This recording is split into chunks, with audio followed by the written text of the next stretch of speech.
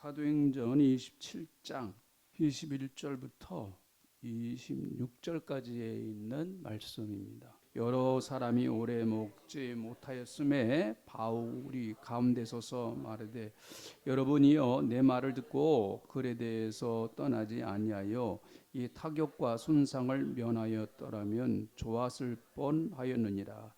내가 너희를 권하노니 이제는 안심하라. 너희 중 아무도 생명에는 아무런 손상이 없겠고 오직 배뿐이라. 내가 속한 바 곧 내가 섬기는 하나님의 사자가 어젯밤에 내 곁에 서서 말하되 바울아 두려워하지 말라. 내가 가이사 앞에 서야 하겠고 또 하나님께서 너와 함께 행하는 자를 다 내게 주셨다 하였으니 이러므로 여러분 안심하라. 나는 내게 말씀하신 그대로 되리라고 하나님을 믿노라. 그런즉 우리가 반드시 한 섬에 걸리리라 하더라. 아멘. 네, 우리 옆에 분들 인사하시죠. 오늘 잘 오셨습니다. 꼭 은혜 받고 성령 충만 받고 가세요. 네.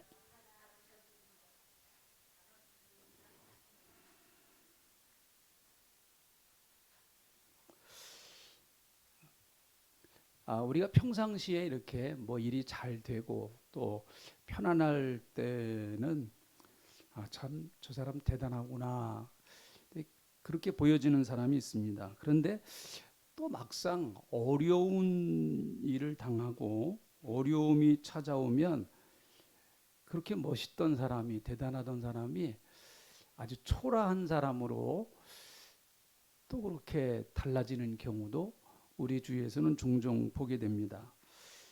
또 그와는 반대적인 사람도 있습니다.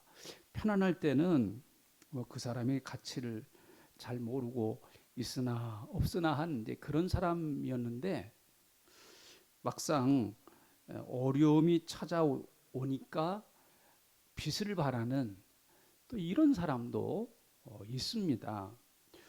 어려울 때 그 사람의 참된 가치가 드러나게 됩니다. 평소에는 잘 모르다가 어떤 어려움이 딱 찾아오니까 그 사람이 그 어려움 속에서도 우뚝 서서 그 어려움을 헤쳐나가는 아주 멋있는 사람이 있습니다. 반대로 어려움이 찾아오면 평소에는 큰 사람이었다가 어려움이 찾아오면 작아지는 사람이 있습니다. 근데 반대로 평소에는 뭐 이렇게 작은 사람 같았는데 어려움이 찾아오면 커지는 사람이 있죠. 여러분은 어떤 쪽의 사람이십니까? 어느 편의 사람 같습니까? 내가요. 오늘 좀 그런 쪽으로 좀 말씀을 한번 우리가 이 말씀을 통해서 같이 보려고 합니다. 276명이 탄 알렉산드리아 배가 풍랑을 만나기 전까지의 이제 과정을 우리가 지난 시간에 좀 보았는데요. 미항에서 겨울을 날 것이냐, 아니면 미항을 지나서 베닉스 항구에 가서 겨울을 날 것이냐 하는 이제 이런 문제 때문에 뭐 여러 가지 이야기가 많이 있었습니다. 사실 미항에서 겨울을 나자고 한 사람은 바울이었습니다. 바울은 이번 항해가 굉장히 위험할 것 같으니까 그냥 이 미항이 좀 불편하다고 할지라도 미항에서 좀 우리가 겨울 동안 좀 불편한 걸 감내하면서 겨울을 지냅시다 이렇게 이야기를 했습니다. 그러나 누가 보더라도 바울의 말은 요즘 흔히 말하는 씨가 먹히지를 않았습니다. 그 소리는 아주 작기만 했습니다. 그런데 반대로 조금만 더 가서 베니스 항구에 가서 겨울을 나자고 하는 알렉산드리아호 그 배의 주인, 선주, 또 그 배를 운전하는 선장, 또 실제적으로 그 배를 책임지고 있는 백부장, 이런 사람들의 목소리는 아주 쩌렁쩌렁하게 크게 울렸습니다. 누가 보더라도 그들의 소리가 당당한 것 같았고 맞는 것 같았습니다. 그들의 얘기는 굉장히 합리적인 이야기일 수도 있었고요. 또 선장 같은 경우는 많은 항해를 해봤기 때문에 경험에서 나온 소리였기 때문에 많은 사람들이 공감을 할 수도 있는 그런 이야기일 수도 있었습니다. 선장이 하는 이야기니까 뭐 맞겠지 하면서 백부장도 그렇고 또 그 배의 실제적인 주인인 그 선주도 역시 선장의 말을 따랐던 것이죠. 뭐 그 소리가 틀리는 것 같지도 않았습니다. 자, 그런데 문제는 풍랑을 만났을 때의 문제가 생겼습니다. 조금 가다가 그들은 유라굴로라고 하는 엄청난 풍랑을 만나게 되었습니다. 그 풍랑은 사람이 헤쳐나갈 수 있는 풍랑의 한계의 도를 넘어서 버렸습니다. 그래서 그들은 목숨을 부지하려고 가지고 있던 물건을 전부 다 바다에다가 던져 버렸고 살려고 몸부림을 쳤습니다. 풍랑에 가려서 밤에는 별도 보이지 않았고 낮에는 해도 보이지를 않았습니다. 우리가 지난번에 보았던 것처럼 20절에 있는 말씀 한번 다시 보시죠. 지난 시간에 보았는데 여러 날 동안 해도 별도 보이지 아니하고 큰 풍랑이 그대로 있음에 구원의 여망마저 없어졌더라 그렇게 말합니다. 모든 삶의 소망이 다 끊어져 버렸다라는 얘기예요. 풍랑 앞에 아무런 소용이 없었습니다. 풍랑이 딱 몰려오니까 그렇게 자신 있게 큰 소리 치던 사람들의 소리는 다 어디 갔을까요? 자신 있다고, 그 항해에 자신 있다고 소리쳤던 항해의 실제적인 항해를 하는 선장 어디로 갔을까요? 그 목소리는 도대체 어디로 사라졌을까요? 또 그 배의 선주 베닉스 항구에 가서 과동하는 것이 훨씬 낫다고 그렇게 얘기했던 그 알렉산드로 배의 주인이었었던 그 선주의 그 말은 도대체 어디로 가버렸을까? 그리고 실제적으로 배를 책임졌던 백부장의 말, 로마의 권력자에 있었던 백부장의 말 다 없어지고 말았습니다. 그들의 소리는 더 이상 들리지를 않았습니다. 자, 이럴 때 바울이 말합니다. 21절에 있는 말씀부터 우리가 오늘 읽은 이 본문 말씀이 풍랑 가운데서 바울이 한 이야기예요. 앞에까지는 여러분 누가 이야기를 주도해 나갔는가 하면 선장이나 또 선주나 백부장 그들의 말이 주도를 해 나갔습니다. 그러나 그들의 말은 풍랑 앞에 산산이 깨어져 버리고 다 없어지고 말았습니다. 자, 풍랑이 와서 사람들은 살 소망이 다 끊어져 버리고 말았습니다. 여러 날 동안 그들은 먹지도 못했고 이제는 우리가 여기서 죽는가 보다라고 그렇게 생각하고 있을 때 바울이 말합니다. 바울이 말한 것은 자 22절에 있는 말씀 보세요. 내가 너희를 권하노니 이제는 안심하라. 너희 중에 아무도 생명에는 아무런 손상이 없겠다. 그렇게 이제는 안심하라. 안심하라 그렇게 말합니다. 이제는 안심하라. 한번 같이 해보시죠. 시작. 이제는 안심하라. 네.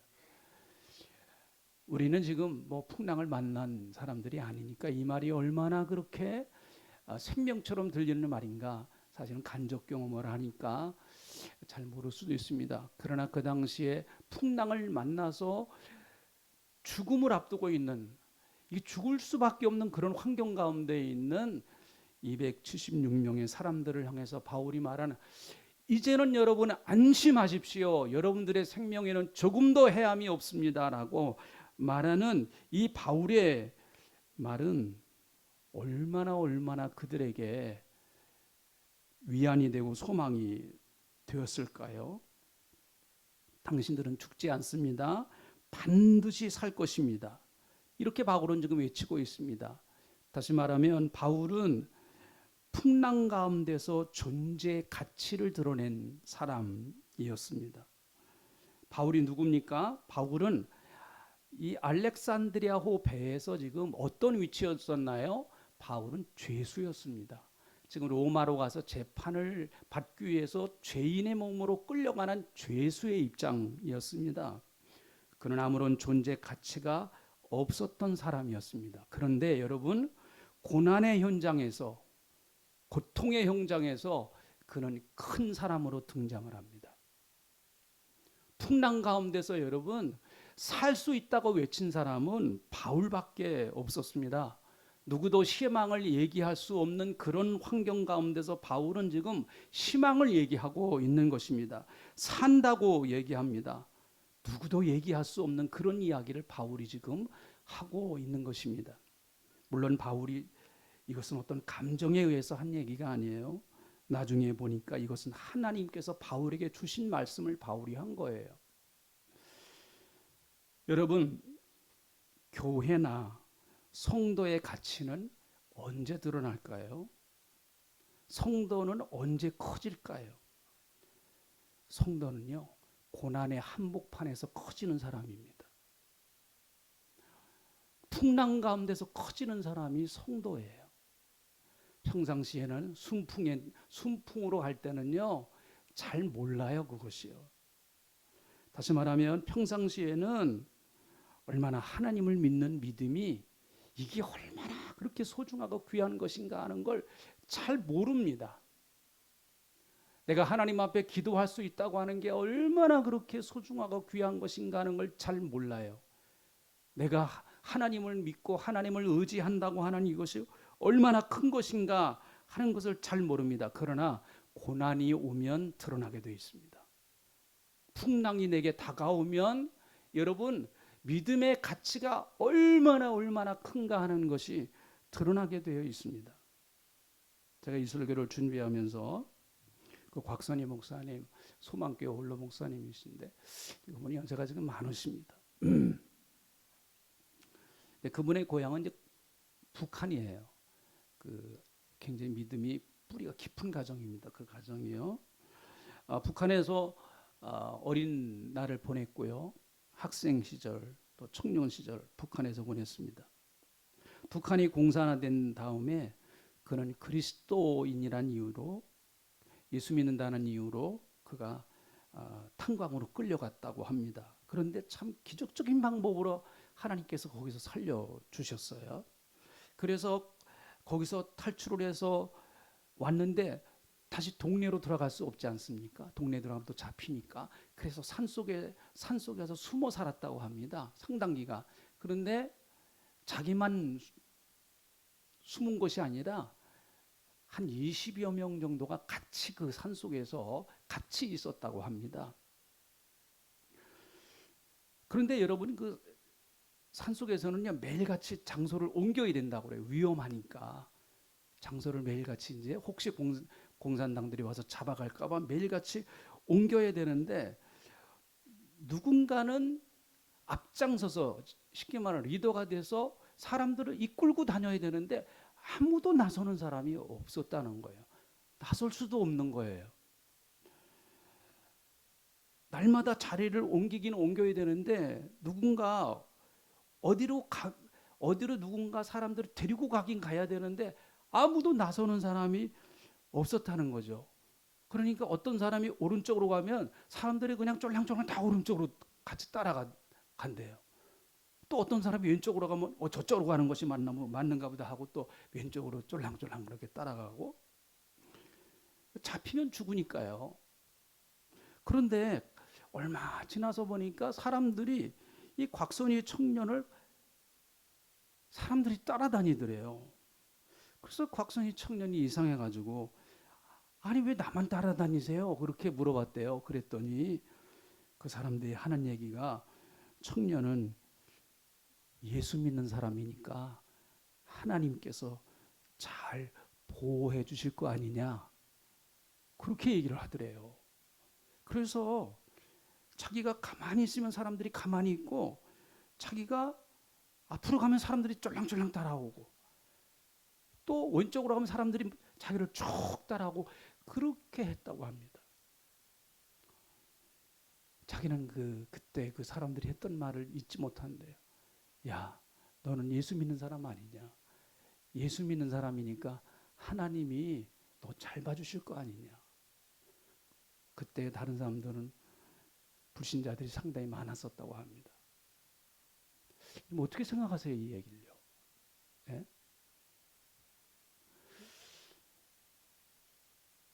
목사가요, 가장 권위가 드러나는 장소는 역시 예배드리는 장소죠. 설교할 때입니다. 그리고 또 한 군데를 들라고 하면 장례식장입니다. 장례식장에서 장례를 예비할 때는 목사가 최고입니다. 목사보다 높은 사람이 있어요, 그때요? 장례식장에서 장례 예배 드릴 때, 그때는요, 목사가 최고예요. 목사의 권위가 최고입니다. 왜 여러분 그럴까요? 왜 그때 사람들이 목사의 권위를 인정할까요? 그것은 제가 생각할 땐 그래요. 그 이유는 한 가지예요. 목사는 죽음 이후의 답을 정확하게 알고 있어요. 죽음 이후의 답을 정확하게 알고 있습니다. 사람이 죽은 다음에 어떻게 될 것인가에 대한 그 답을 목사처럼 정확하게 가지고 있는 사람이 없어요. 저는 지금까지도 가장 잊지 못하는 성찬식은요, 우리 여기 이원준 집사님 계신데 김범준 선생님과 함께 마지막 성찬했던 겁니다. 성찬 그 예식을 마지막 하시고 얼마 있다 돌아가셨어요, 그분이. 가보니까 저희 집사람 가보니까 토론호 계시더라고요. 포도주를 준비하고 떡을 준비해가지고 가서 성찬 예식을 했는데 토론호 계시니까 제가 힘드시면 괜찮아요, 토론호 계세요. 그런데 구태여 이제 일어나시더라고요. 그래서 그 네 명이서 저하고 우리 집사람하고 김봉윤 선생님하고 또 이현춘 집사람하고 네 명이서 성찬 예식을 했어요. 저는 여태까지 목회하면서 제가 30년 넘게 그래도 목회를 했는데 그런 성찬식은 해본 일이 없습니다. 여태까지 한 번도요.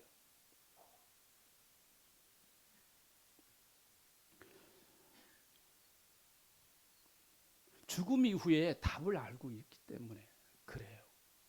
예수 믿는 사람들의 가치는요, 언제 드러나는가? 교회의 가치는요, 이렇게 살기 좋을 때는 잘 사람들이 관심이 없어요. 도리어 교회에다 돌을 던지기 쉽습니다. 그러나 여러분, 환난이 오고 그리고 어려움이 찾아오고 고난이 찾아올 때 세상은 교회에다가 답을 묻습니다. 어디가 길입니까? 어떻게 살아야 돼요? 답을 묻습니다.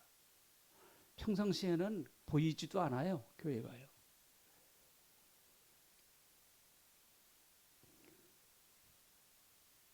바울은 고난 가운데서 드러난 사람입니다.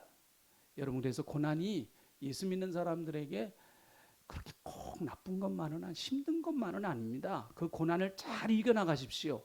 그러면 그 고난을 통해서 하나님은 여러분들을 더 높은 곳으로 올려주십니다. 자, 아멘 하시죠? 아멘.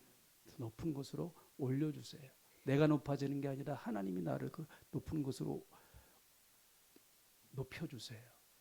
그게 참 예수 믿는 사람의 못 아니겠어요? 그것이 참 예수 믿는 사람들의 그 축복이 아니겠습니까?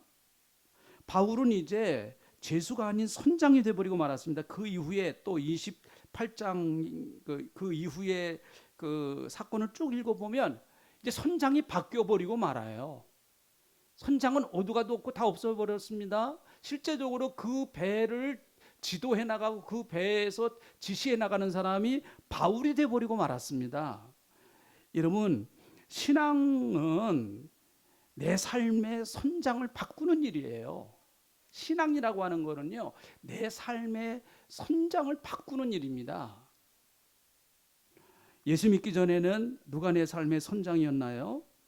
나였었죠. 나. 그래서 온통 여러분 모든 삶의 관심은 나에게 있습니다. 다 온 세상이 다 나에게 맞춰줘야 돼요. 다 나 때문에 있는 것처럼 보입니다. 세상은 다. 가족도 나 때문에 있는 것처럼 보이고 다 내 주위에 있는 사람은 다 나 때문에 있는 것처럼 그렇게 세상은 보여요. 그래서 내가 원하는 대로 내 생각대로 내 마음대로 내 계획대로 합니다. 그러다가 보니까 문제가 뭔가 하면 내 삶을 모두 다 내가 책임을 져야 돼요. 내가 내 가정도 책임을 져야 되고, 내가 내 사업체도 책임을 져야 되고, 내가 내 자녀도 책임져야 되고, 더 넓게는 내가 이 세상도 책임을 져야 돼요. 내가 이 세상도 책임을 져야 돼요. 왜요? 내가 내 삶의 주인이니까 그래요. 다 내가 책임을 져야 돼요. 그러니까 인생이 얼마나 힘들고 피곤한지요. 그런데 이 사람은 절망을 만나고 광풍을 만났을 때 공통적인 현상입니다. 삶의 소망이 끊어져 버리고 맙니다. 그러나 여러분, 예수 믿는 사람은 내 삶의 선장을 예수님으로 바꾸는 거예요. 이제는 내 삶을 내가 운전하는 것이 아닙니다. 나는 예수님이 내 삶을 이끄시는 대로 그분의 뜻대로 순종하면서 살아가는 거예요.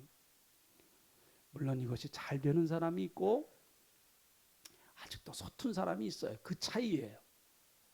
그 차이입니다. 어떤 사람은 아직도 서툴어요. 근데 어떤 사람은 이것이 잘 됩니다. 여러분, 그래서 예수님을 내 인생의 항해배의 선장으로 모신다면 풍랑이 와도 걱정하지 마십시오. 정말 예수님을 여러분의 삶의 인생의 항로의 선장으로 모시고 내 삶의 키를 그분이 붙들고 계신다고 하면, 내 인생의 항해의 키를 그분이 붙들고 계신다고 하면 풍랑이 와도 걱정하지 마세요. 왜요? 예수님이 책임을 지실 거니까. 그 배는 결코 파손하지 않습니다. 반드시 예수님이 살려내십니다. 아멘 좀 합시다. 아멘. 예수님 반드시 책임지세요. 왜요? 그분이 여러분 그분이 선장이신 배가 침몰돼 가지고 여러분, 예수님도 물속에 수장되고 예수님과 함께 탔던 성도도 물속에 수장된다. 그거는 있을 수 없는 일이잖아요. 예수님이 어떠신 분인데, 예수님이 온 천지를 만드신 하나님이신데 그게 가능한 일이겠습니까? 우리가 다만 그렇게 걱정하니까 예수님이 탄 배도 침몰할 거야. 이게 우리의 걱정이니까 그래요, 사실은요. 네? 그래서 우리가 예수님 걱정을 너무 많이 해요. 바울은 풍랑 가운데서 산다는 확신을 가지고 있었습니다. 풍랑을 만나면 풍랑에 매몰되는 사람이 있습니다. 풍랑 가운데 확 빠져들어가는 사람이 있습니다. 그러나 풍랑 가운데서도 살아나는 사람이 있어요. 여러분, 바울이 바로 그런 사람입니다. 바울이 어떻게 풍랑 가운데서도 그렇게 의연하게 풍랑을 이기고 풍랑 가운데서도 살아날 수 있었을까요? 오늘 몇 가지만 좀 보겠습니다. 첫째는 바울은 풍랑 가운데서 자기를 성찰하는 시간을 가졌어요. 자, 여러분 보세요. 21절. 풍랑 가운데서 사람들은 모두 다 죽겠다고 얘기를 합니다. 살 여망이 없다고 말해요. 근데 바울은 이렇게 얘기를 합니다. 여러 사람이 오래 먹지 못하였음에 바울이 가운데 서서 말하되 여러분이여 내 말을 듣고 글에 대해서 떠나지 아니하여 이 타격과 손상을 면하였으면 좋을 뻔하였나이다. 이렇게 얘기를 합니다. 이게 무슨 말일까요? 다시 말하면 무엇 때문에 이런 풍랑이 왔는지 피하지 않고 직면했다는 얘기예요. 여러분, 사실 인간은 과거에 자기가 잘못하고 실패했던 것, 또 자기의 부끄러웠던 것들을 좀 무조건 묻어두고 싶고 좀 피하고 싶은 마음이 있어요. 저도 그래요, 사실 보니까. 별로 그거 다시 생각하고 싶질 않아요. 그래서 우리가 흔히 말하죠, 트라우마라고. 그것만 생각하면 막 돌 것 같아요. 트라우마라고 그러잖아요.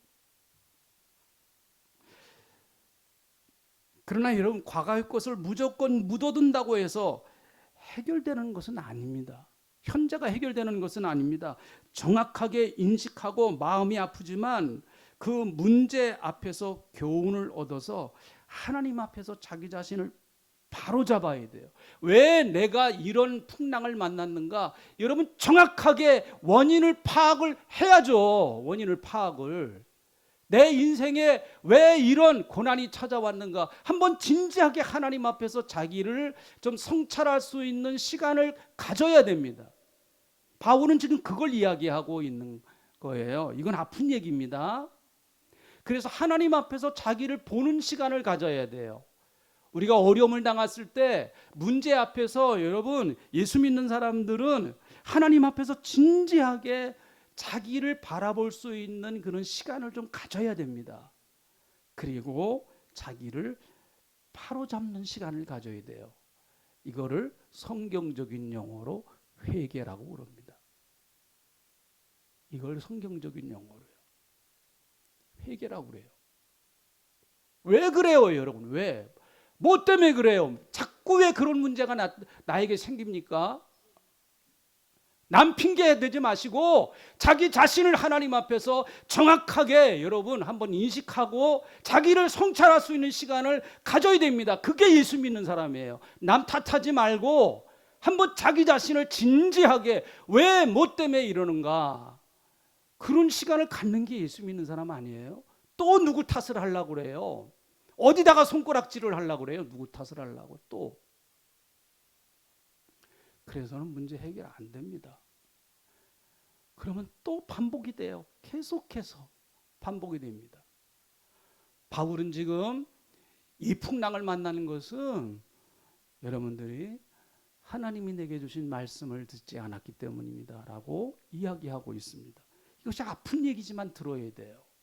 때로는 우리가 하나님 앞에서 여러분 아픈 얘기지만 들어야 할 것이 있습니다. 그래서 그런 얘기가 많잖아요. 불편한 진실이라고 그러잖아요. 그래요. 진실이 때로는 불편할 때가 있어요. 듣기가 불편할 때가 있습니다. 알기가 불편할 때가 있습니다. 좀 피해가고 싶을 때가 있습니다. 그러나 그건 진실이에요. 그건 피할 수 없는 거예요. 하나님 앞에서 언젠가는 직면해야 될 내 모습이에요. 범죄한 아담을 하나님은 찾으십니다. 아담아 아담아 내가 어디 있느냐. 창세기 3장 9절에 있는 말씀인데요. 이것은 내 자신을 하나님 앞에서 성찰을 좀 해보라는 거예요. 네가 왜 뭐 때문에 선악과 따먹었니? 한번 하나님 앞에서 선악과를 따먹은 네 자신의 모습을 보라고 하는 거예요. 아담아 아담아 내가 어디 있느냐. 하나님이 아담이 어디 있는 걸 몰라서 부르시는 건 아니라고 봐요. 아담 보고 얘야 너 자신 모습 하나님 앞에서 한번 보자 하는 그런 얘기 아니겠습니까? 이 과정이 있어야 새로워지는 역사가 일어나게 됩니다. 두 번째는 바울은 자기가 살아야 할 이유를 분명히 인식했습니다. 자, 바울은요 24절에 있는 말씀을 보세요. 자, 23절부터 봅니다. 내가 속한 바 곧 내가 섬기는 하나님의 사자가 어젯밤에 내 곁에 서서 말하되 바울아 두려워하지 말라. 내가 가이사 앞에 서야 하겠고, 이렇게 가이사 앞에 너는 서야 될 사람이다. 이렇게 말합니다. 다시 말하면 바울은 가이사 앞에 서서 그리스도의 복음을 증거해야 할 사명이 있다라는 거예요. 그래서 너는 여기서 결코 죽을 수 없다. 이 풍랑이 너를 해칠 수 없다라고 하나님이 이렇게 말씀하십니다. 하나님은 이물 바울에게 사도행전 23장 11절에서 그날 밤에 주께서 바울 곁에 서서 이르시되 담대하라. 내가 예루살렘에서 나의 일을 증언한 것 같이 로마에서도 증언하여 하리라 라고 말씀하셨어요. 자기는 로마에 가기 전까지는 결코 죽을 수 없는 사람이라고 하는 것, 그것이 그가 살아야 할 분명한 이유인 것입니다. 여러분, 이것을 우리는 흔히 사명이라고 얘기를 합니다. 사명은 그래요. 보니까 사명은 우리의 삶을 사는 것처럼 살게 하는 게 사명이다. 사명이 생기면은요, 내가 살아야 할 이유가 뚜렷하게 생기면은요, 인생을 사는 것처럼 삽니다. 우리 흔히 그렇게 말하잖아요. 산다고 다 사는 것 아닙니다. 사람답게 사는 것, 그것이 사는 것이다. 숨쉬고 밥 먹고 산다고 그래도 다 사는 것일까요? 정말 의미 있게 뜻 있게 사는 것이 사는 것 아닙니까? 잘 산다는 것은 잘 죽기 위해서 사실은 잘 사는 거예요. 여러분 주위에서 가만히 보십시오. 사실 산다는 것과 죽는다는 것은 별개의 문제가 아닙니다. 여러분 왜 사세요? 결국은 죽기 위해서 사는 겁니다. 네. 우리가 살아가는 것은 결국은 죽기 위해서 살아가는 거예요. 그러니까 여러분 잘 살아야 잘 죽는 거예요. 여러분 주위를 보세요. 잘 산 사람은 잘 죽습니다. 죽음이 아름답습니다. 마지막도 아름다워요. 멋있게 산 사람일수록 멋있게 죽습니다. 부끄럽게 산 사람일수록 부끄럽게 죽습니다. 하나님 앞에서는 더욱 그렇습니다. 사실 바울은 죽고 사는 것을 초월한 사람입니다. 자기가 살아도 죽어도 오직 주님뿐이라고 하는 고백을 그는 바울서신에서 많이 합니다. 로마서 14장 8절 우리가 살아도 주를 위해서 살고 죽어도 주를 위해서 죽나니 그러므로 사나 죽으나 우리는 주의 것이로다. 그렇게 말합니다. 여러분, 삶의 의미를 예수님 안에서 찾으세요. 삶의 의미를. 특별히 연세가 드실수록 더 그렇다고 봐요. 나이가 먹어갈수록 여러분, 육신의 힘은 떨어지는 게 사실입니다. 누가 오랜만에 여러분 보시면 참 건강하시네요. 새빨간 뻥이에요. 뭘 네? 어떻게 옛날보다 더 건강해요? 그건 뻥이에요. 뻥. 그냥 입 서비스예요. 그 말 들으면 우리 다 좋잖아요. 그러니까 이렇게 해드리는 거예요. 참 건강하시네요. 얼굴에 혈색이 좋습니다. 뻥이에요. 그렇지만 좋은 말이에요. 그거 하지 말라는 얘기는 좋은 말이에요. 네. 다 육신의 힘은 떨어져 가는 겁니다. 삶의 의미를 찾아야 돼요. 노년을 아름답게 보내려면요, 내가 무엇 때문에 살아야 되느냐, 내가 왜 살아야 되느냐라고 하는 의미를 분명하게 찾아야 돼요. 근데 예수 믿는 사람들은 너무너무 찾기가 쉬워요. 이게 예수 믿는 사람들은 이게 너무 찾기가 쉬워요. 예수 믿는 사람들은 할 일이 너무 많아요. 그 일이 이룰 때까지 죽지 마세요. 죽으면 확 죽여버릴 거예요. 그냥 그 말이 좀 고쳐서 죄송합니다. 자, 세 번째, 바울은 혼자만 사는 것이 아니라 다른 사람을 살리는 사람이었습니다. 24절 다시 보시죠. 바울이 두려워하지 말라, 내가 가이사 앞에 서야 하겠고 또한 하나님께서 너와 함께 항의하는 자를 다 내게 주셨다 하셨느니라. 하나님은 바울에게 그 배에 타고 있는 사람의 생명을 맡기셨다라고 말합니다. 바울에게 책임지라고 하는 말씀이에요. 이제는 내가 돌봐야 될 사람들이다, 그렇게 말씀하고 있습니다. 사실 바울이 선장이 아닌 선장이 되어버렸고 알렉산드리아 호를 무사히 풍랑 가운데서 헤쳐나가야 할 이제 아주 중차대한 사명이 생겼단 말이죠. 그래서 무사히 배가 멜데스 섬에 도착할 수 있도록 이렇게 하십니다. 사랑하는 성도 여러분, 그리스도인은 혼자만 잘 사는 사람 아니에요. 혼자만 행복한 사람 아닙니다. 혹시 이 가운데 하나님 나는 왜 이렇게 행복해요? 이렇게 혹시 생각이 드시는 분들 계십니까? 참 복 받으신 분이에요. 그런데 그것은 그 행복을 나눠주라고 하는 거예요. 다른 사람에게 나눠주라는 거예요. 그래서 혼자만 복받고 사는 사람이 아니면 예수 믿는 사람은 절대 그렇게 사는 것이 아닙니다. 그래서 제가 한참 그런 말을 많이 했습니다. 예수 믿어 복받고 남주며 살자. 예수 믿어 복받고 남주며 살자. 한번 해보시죠. 시작. 예수 믿어 복받고 남주며. 다시 한번 시작. 예수 믿어 복받고 남주며 살자. 그래요. 예수 믿고 우리는 복받아서 남주면서 살아야 돼요. 그게 잘 사는 거예요. 그게. 공부해서 우리는 남주면서 살아가는 게 그리스도인입니다. 성공해서 남주면서 살아가는 것이 예수 믿는 사람들이에요. 그게 믿지 않은 사람과 살아가는 삶의 방법이 다른 거예요. 우리 예수 믿는 사람들은요. 아직까지도 여러분 그저 자기밖에 모르고 어떻게 해서든지 내가 성공해야지, 어떻게 해서 내가 성공해서 좀 멋있는 내 모습을 보여줘야지. 아직 좀 덜 인격적으로 성숙한 거예요. 그건요. 우리가 다음 주에 투리기에 구원금 하려고 합니다. 여러분 다 그 헌금 봉투를 좀 드렸는데요. 뭐 제가 새삼 다시 얘기를 하질 않아도 투리기에 여러분 지금 그 환경이 어떤지 너무 잘 아실 겁니다. 투리기에 터키죠. 터키, 옛날에 터키라고 했습니다. 우리는 이미 6.25 때 그분들한테 빚을 졌어요. 제가 태어나기도 전에 그분들은 이 땅에 와서 여러분 그분들은 이 땅에 와서 우리를 대신해서 피를 흘려줬습니다. 이제 그 빚을 좀 후손된 우리가 갚았으면 좀 좋겠어요. 그분들이 어려울 때. 네 번째, 바울은 풍랑 가운데서 하나님의 말씀을 신뢰했습니다. 25절에 있는 말씀을 보세요. 이제 25절에 있는 말씀 같이 한번 읽어보시죠. 이 말씀 참 우리가 꼭 기억해야 될 말씀 가운데 하나예요. 25절에 있는 말씀. 자, 한번 큰 소리를 읽어보시죠. 시작. 그러므로 여러분이 안심하라. 나는 내게 말씀하신 그대로 되리라고 하나님을 믿노라. 아멘. 그렇습니다. 이게 신앙이에요. 하나님이 약속하신 말씀이 내게 그대로 이루어질 것을 나는 확신한다. 그것이 바울입니다. 성도들은 시험이 오고 환난이 올 때, 고난이 찾아올 때 하나님이 주신 말씀을 붙들고 그 말씀을 의지해서 이겨나가야 할 사람이 성도들입니다. 그러므로 여러분 고난이 올 때 하나님 말씀을 자꾸 묵상하세요.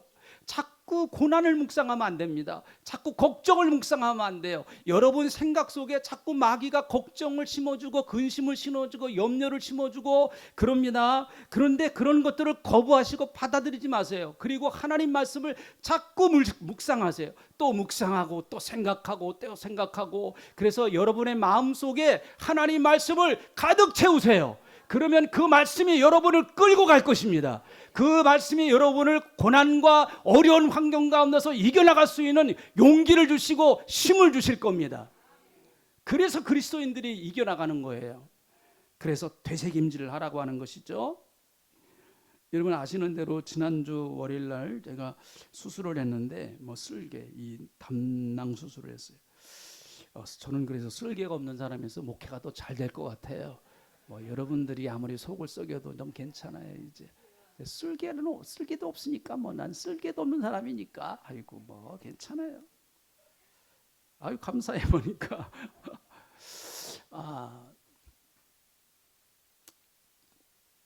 아마 여기는 저보다 먼저 이렇게 큰 수술하신 분들도 계시고 이제 그래요. 저는 처음입니다. 이분이 이렇게 크지도 않은 수술이지만 이렇게 하여튼 수술을 해본 게 이제 처음이에요.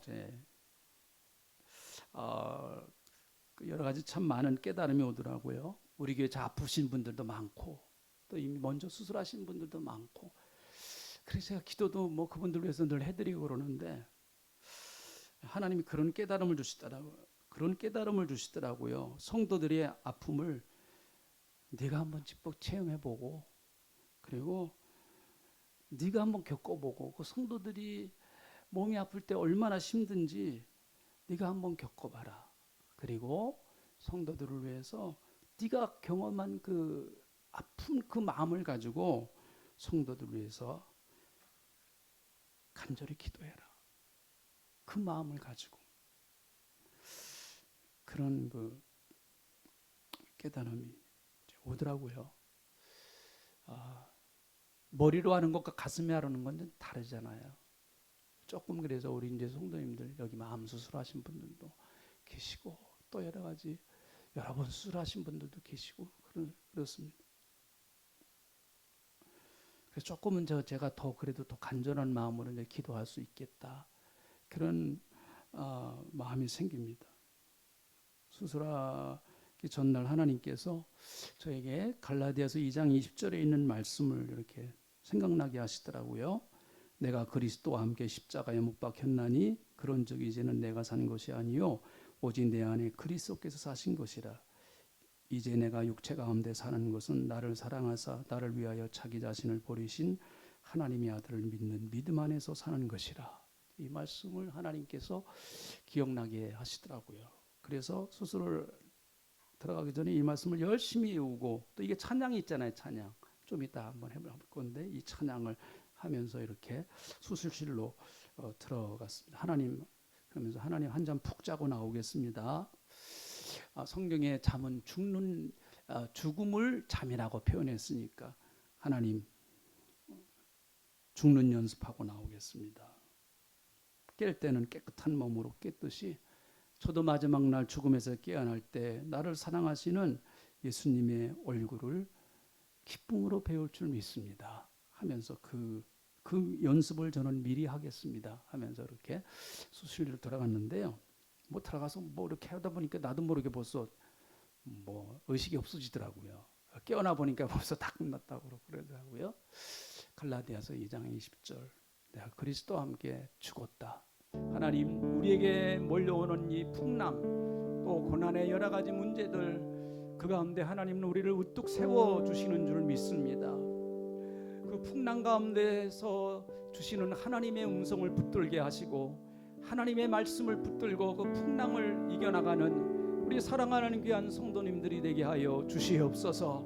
그래서 하나님이 나와 함께 하신다고 하는 이 축복의 은혜에 간증을 할 수 있는 간증의 주인공들이 되게 하나님 역사하여 주시옵소서. 감사합니다. 예수님의 이름으로 기도하옵나이다.